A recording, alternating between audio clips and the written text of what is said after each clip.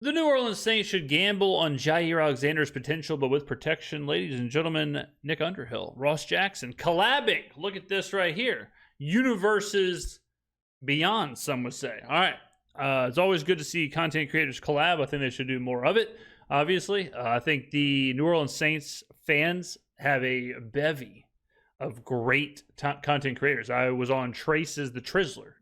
I was on his live stream a couple weeks ago, and I said that exact same thing. I said, look, I think as far as the entirety, in totality, I think as far as the NFL teams, the Saints have it the best with who they have making videos. So it warms my heart to see a couple of these young bulls collabing. Today, we're going to talk about Jaire Alexander as an interesting free agent target for the Saints. Now, I know for some people this is going to be an upsetting topic because Jaire Alexander is not a 32-year-old broken down F- vet quarterback that we can talk about bringing in for 20 minutes. But nonetheless, let's talk about He's interesting, man. Like, he's missed a lot of time the last couple of years. And that's something that lot. Off the top of my head, I think it's 3 of the last 4 years, I believe. He's played like 7, 7, and 4 games. The 1 year he played 16 games, but yeah, he's missed a ton of time. Now, some people have told me, he just didn't want to play in Green Bay. He, whatever, this, and this. Doesn't really matter. Could care less about the scuttlebutt. Fact of the matter is that, Ross, don't look at me like that. Fact of the matter is that he hadn't been playing. So when on the field, yeah, he's sweet. But is he going to be on the field? I think you really have to factor into it. And I think it would really come down to a cost equation with him. Yeah. You can get him at the right price. I think it would make sense. This is the answer to every single Ross, don't look at me like that. This is the answer to every single free agent question. Every single time I get a tweet or a comment or whatever. Speaking of, I ran into a fan, a supporter, a great guy down at Dovetail, one of my favorite bars right outside of the French Quarter. I guess it might be technically in the French Quarter. But I was there enjoying their new summer menu. I love Dovetail. It's one of my favorite bars in New Orleans. And I was enjoying their new summer menu. I'm sitting there at the bar, and these three fellas are also enjoying the summer menu. And one of them said, hey, wait a minute. Are you the face of the franchise? Boom. And we got to talking. Much appreciate the support. It's always cool to see people out and about who watch the channel. So if that young fellow is watching this video, it's great meeting you. Thank you very much for the support. Awesome stuff. Okay. The hell was I talking about? Oh, yeah. Whenever people ask me, hey, should we get blank player? Should we sign blank player? Should we sign this guy? Should we get this guy? Hey, this guy was just released by the Montreal Alouettes. Should we get him? The answer is easy. It is medical and money. That's the algorithm. Will they be on the field? What does their medical look like? Most of the time, free agents or whatever are dealing with some kind of a medical, like Gabe Davis, Jaire Alexander, Asante Samuel. They're all dealing with something, right? If it's not that, you go over here to the money, like Jalen Ramsey. You start looking at, does the money match up with the time of play? Does it match up with what we're trying to do? Is the fit there? And that's your answer. Some of these guys, though, I feel like they come to the realization of like what they're worth and where they're at in their career, and they try to make these changes maybe a little bit too late. And I think at that position in particular, like it becomes a big deal. And if you aren't ahead of losing a step at that spot and you aren't preparing for it, like trying to turn and shadow and run and be, elastic and all this stuff. Like, I think it becomes hard to catch up on it. I don't know exactly where he's at in his career. I'm a little bit concerned about the games missed. When he's on the field, he looks pretty good, but there's also like a little bit of a, from afar, even just kind of, you hear little things about like his attitude. There was that game where. So this is what I heard. So I heard the same thing. It's more of that kind of an issue versus, again, who knows? Like this is all fourth sources, fifth sources. I will say real quick, and Nick kind of hit the nail on the head there, where cornerback is a weird position. It's a very volatile position. I don't think you get much value out of it. It's the one position where the more assets you put into it, probably the less you get, because how impactful can they actually be in today's game? Like, what can you move those resources somewhere else? Can different players give you the same result? You know, and we kind of saw that with Marshawn Lattimore, where, yeah, back in the day of like a true number one cornerback locked down on an island kind of a player, you can see the value there. The game changes a little bit all of a sudden. It's like, hey, you can kind of get the same thing from different sources. So it's a weird time to target big name and / or expensive cornerbacks. Where he pointed himself a captain one time. There's a couple, there's a couple little red flags here, but like as a player at the right price at the position, absolutely, I think that there's a need. You just have to make sure all these other little things are together. And I wouldn't want the Saints to end up in a spot chasing a cornerback that's kind of beyond maybe the healthy days, that has a little bit of, off-field ruffles when they just went through that exact situation and kind of got stuck. With Lattimore. Yeah, exactly. Like, let's talk about the need first. So I love, y'all know this, I love analytics, metrics, charts, all this. And I saw this on the Saints subreddit, and it warmed my heart. It really did, because we are really trying to push more of this kind of stuff. Like, the days of saying blank player is awesome, or blank player is this, or blank player is that, like, you don't have to guess anymore. It is so available. So this is your classic XY chart, or graph, where you have your cornerback coverage of yards allowed per target going up, and then yards allowed per snap, horizontal or more horizontal, as some would say. You want to be on the right, top right, preferably. Look at Asante. Right down here. Where? Here? Here. Right there. Spoiler, not the quadrant you want to be in. Okay? This is really, really, really, really, really, really bad. Really bad when it comes to coverage. Okay? You look at Asante the last couple of years. So this is last year. He had a 45.0 overall grade. Now you may be asking yourself, well, wait a minute, I thought he was pretty good last year. Run defense was solid. Pass rush, solid. But then a 35.4 coverage grade, which shouldn't be shocking when you see this right here. All right? Then you go through 2023. Really bad, right? 45.7, 48.6 pass rush, 29.7 run defense, 51.8 coverage. 2022, 54.5 overall grade, 48.9 run defense, 56.3 coverage grade. So coverage, 56.3, 51.8, 35.4. He has not had above a 56 coverage grade in his career so far. Now look, I'm not going to mince words here. This is really bad stuff when you're talking about potentially who is expected to be maybe your number one cornerback, right? This is not what you want to see. Now, cautionary tale, okay? Cautionary tale here is that you have to ask yourself, is this a question of misuse? Is this a question of he's being asked to do stuff that he's not great at doing? Has anybody here heard of Zach Bond? Anybody? Raise your hand. You put players in positions that they don't have the skill set or whatever to succeed. Sometimes that's what can happen. And all of a sudden, they go succeed somewhere else, right? When they're asked to do what they're good at. Let me make this clear.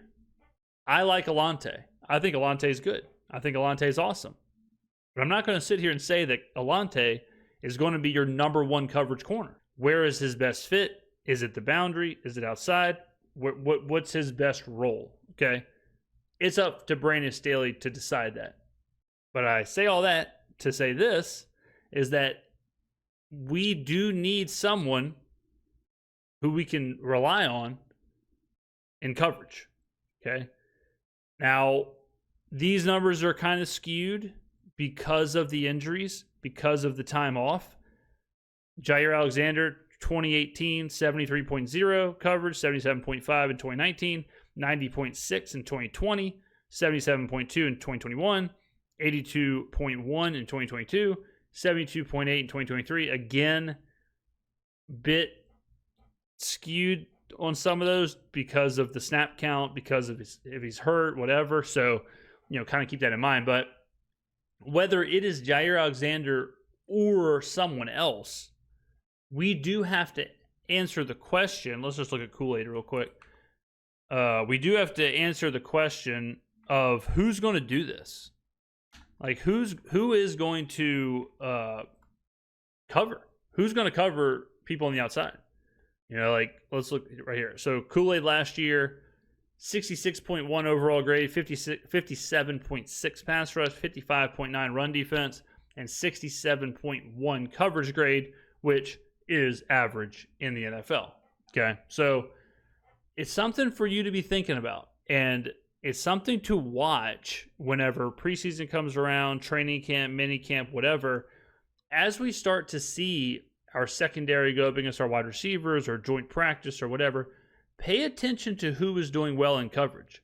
Pay attention to who is being asked to do what. Where is Asante playing? Where is Kool-Aid playing? Where is Quincy Riley? Where is Isaac Adam? Where is blank player? All right. This, stats and metrics and stuff, they are not, we don't need to see those grades and then say, oh, well, never mind, Alante's a bust. That's not what they're for. Therefore, okay, we've seen what's happened in the past. We've seen what he's been good at, bad at. What is Brandon Staley going to do moving forward? These are the little wrinkles that we need to look at in the offseason. Now, if the Jaire Alexander money and medical and all that stuff equals a good number, whatever that number is, he absolutely is a need, right? Now, a little bit of me just kind of wilding out here. I think he's going to Baltimore. Makes perfect sense. He played at Louisville. Lamar Jackson played at Louisville. They're best buds.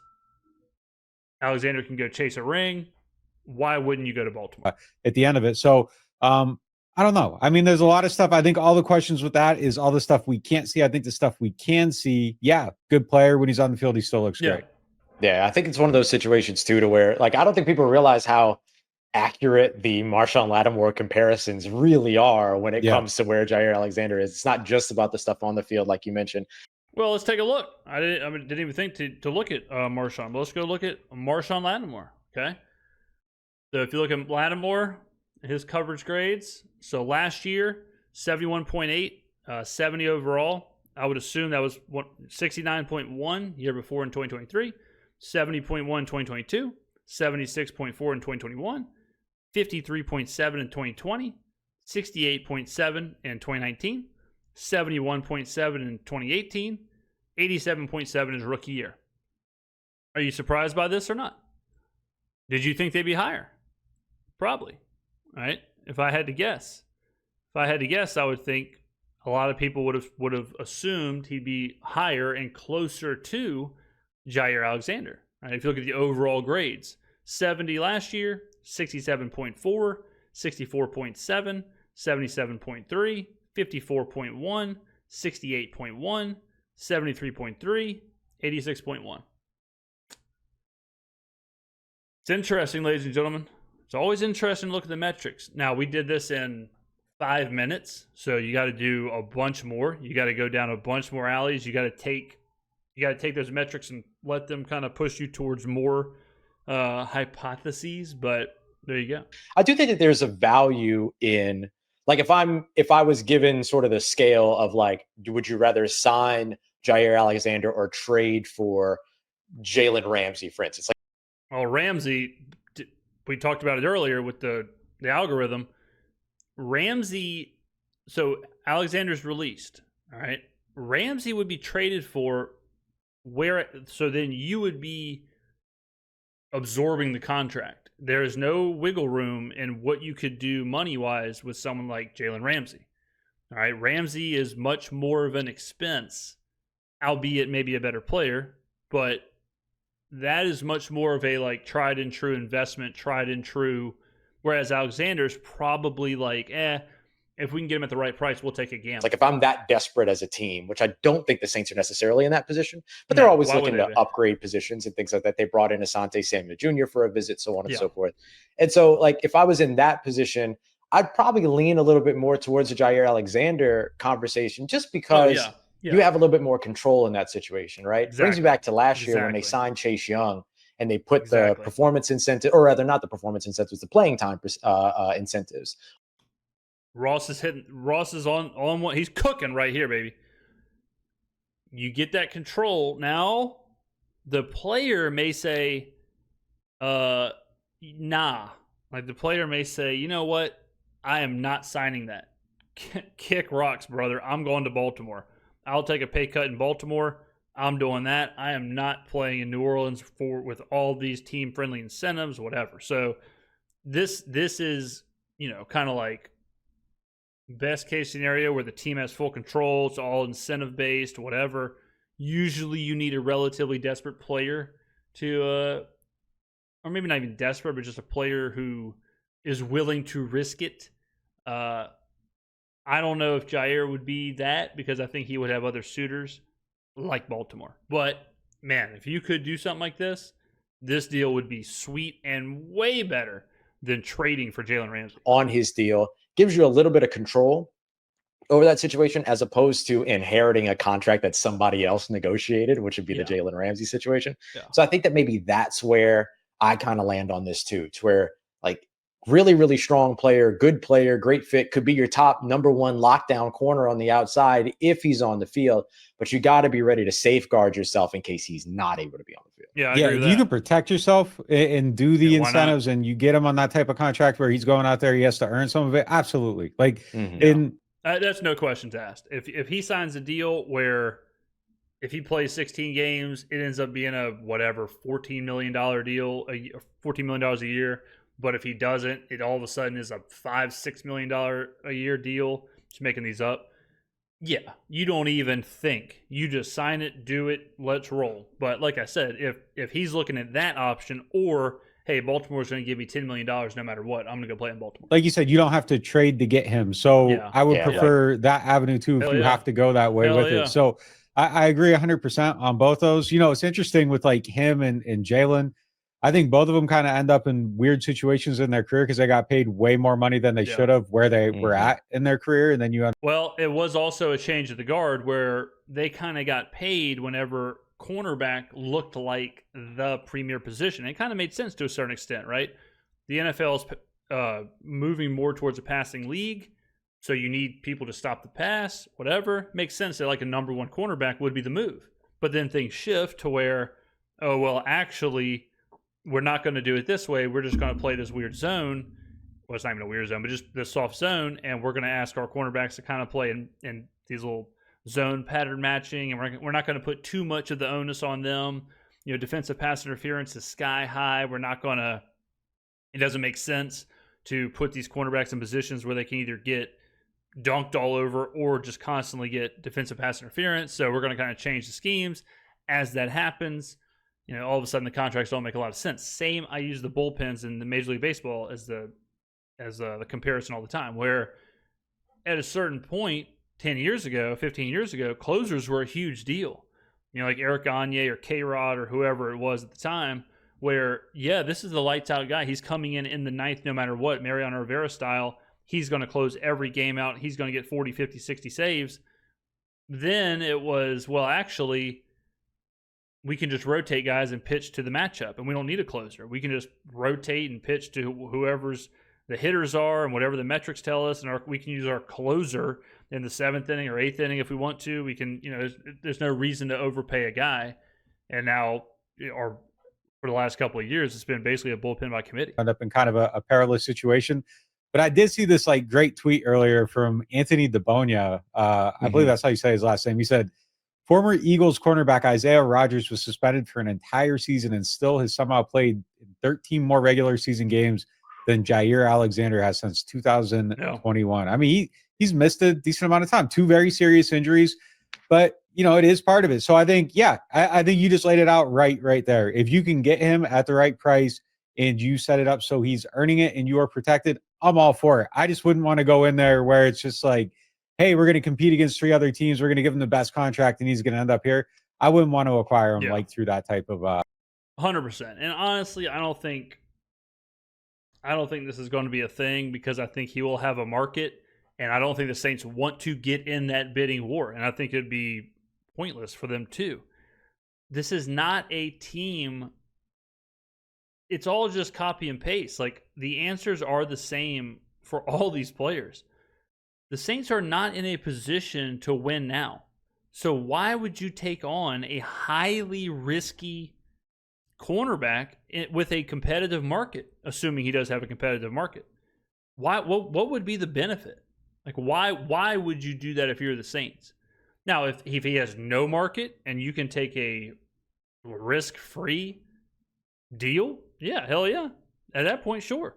You know, that's why Gabe Davis is the opposite. Gabe Davis does make sense because Gabe Davis is going to be a league minimum, no risk, fills a position of need. If nothing else, gives us a good downfield blocker.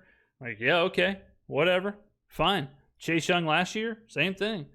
Worst case scenario, $3 million. Who cares? Best case scenario, he's a 25-year-old with a ton of upside who is good. Like, okay, and we're seeing right now exactly the fruits of that labor. So I think what happens a lot of the time is people see the name and they're like, and they just go all in on the name. You know, in the last week, I've seen videos of the Saints signing Leonard Fournette, Jaire Alexander, and Kirk Cousins. It's like, I don't think we want to do that. Yeah, it sounds cool in Madden 2022 to have those guys, but what the hell are we going to do with Leonard Fournette, Kirk Cousins, and Jaire Alexander? Are these guys going to be on the field? Are we just paying super old players that no one wants for no reason? Like, what are we doing that for? Just to have the name value? I don't understand. I don't really understand that. You know, like, it has to make football sense. Method. Yeah, you can't get in a what do you call it? You can't get in kind of like a bargaining war with other teams and all this stuff. Like, you got to stay away from that in this situation. And like, the Saints aren't a cornerback away, right? So like, overpaying for the position or overpaying for that particular player also wouldn't make sense. So, well, you got, I mean, not to mention, like, the Saints sign a great deal in Justin Reed. People are like, oh, this deal sucks. But the same people are like, well, we should go get Jaire Alexander. I was like, well, what the hell? Wait, what? Why do you hate the Reed deal, but you want to do the Jaire Alexander deal? And the answer to that is that it's just strictly a name value thing. That's all it is to it. So hold on, a signing would have to be one there. Let me ask you that then. Would you want them to try to be the most competitive team possible? Like, is this even a move they should be dipping their toe in the water for? Like, are you for trying to build the best defense, trying to win, or just do enough and kind of try to get, you know, maybe be in position to evaluate Klubnik versus Shuck next year? Like, what should they be trying to do? You always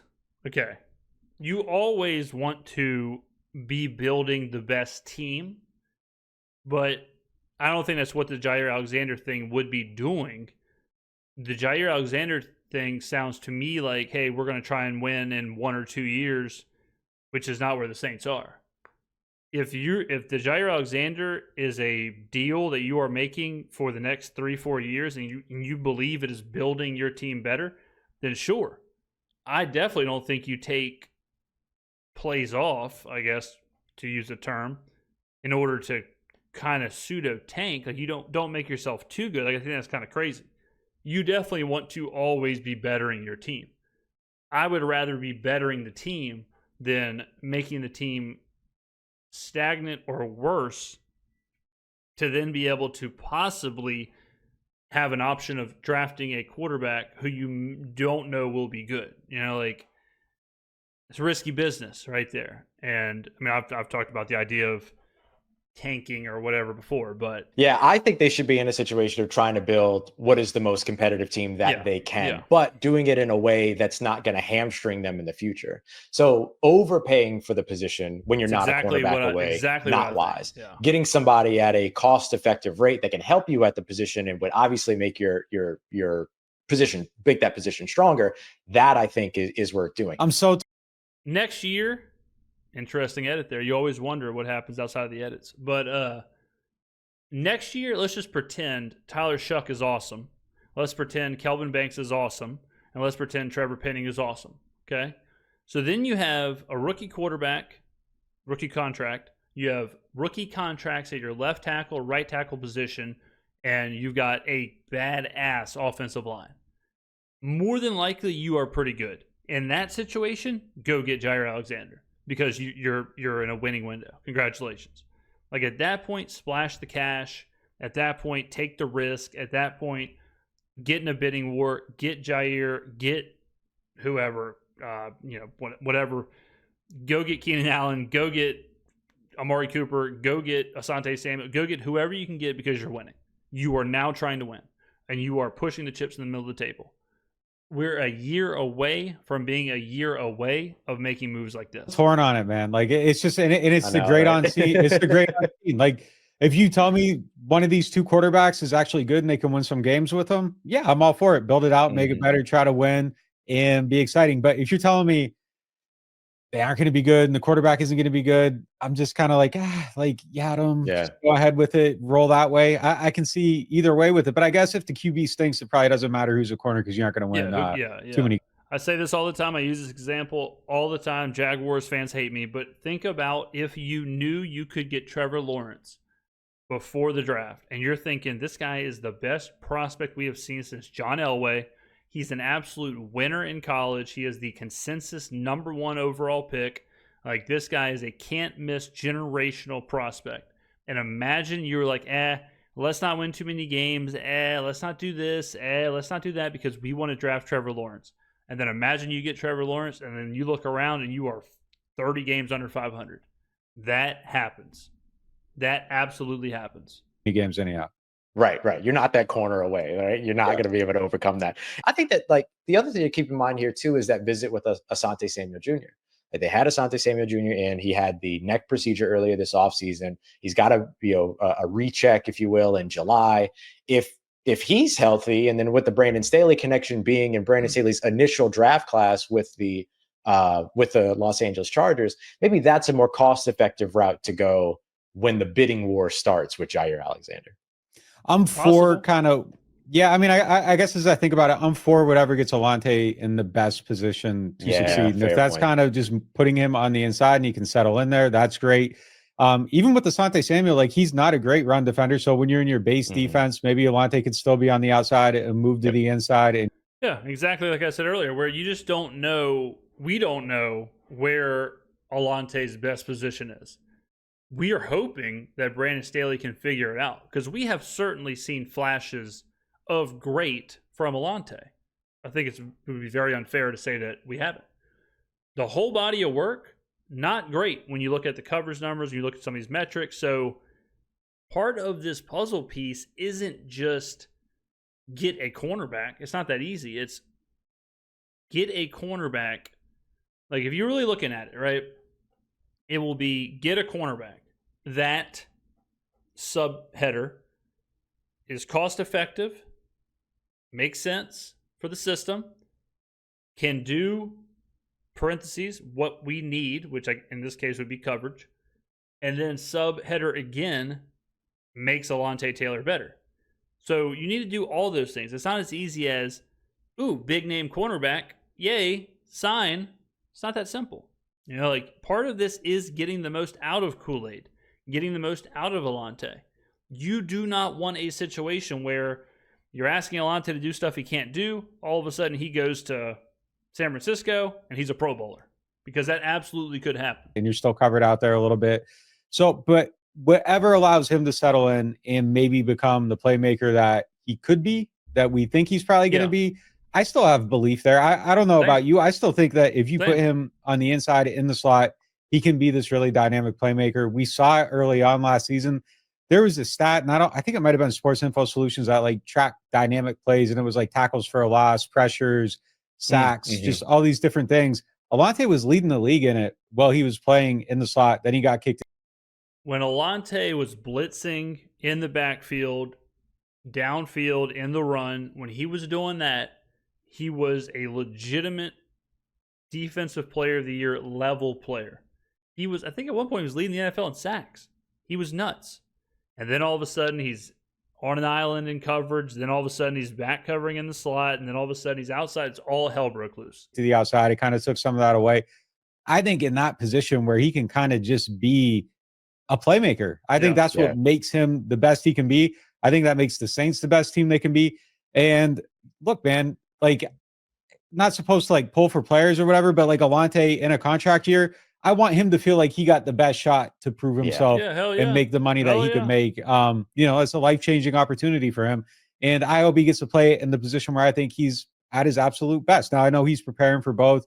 He feels good at both, but I think if you can keep him more focused to that interior role, he's going to be the best player he can be. Coming up next, the pursuit. There you go. All right, ladies and gentlemen, what would you do? What would you do? Would you get Jaire Alexander? Would you pass? Thank you for watching, and I will see you in the next video.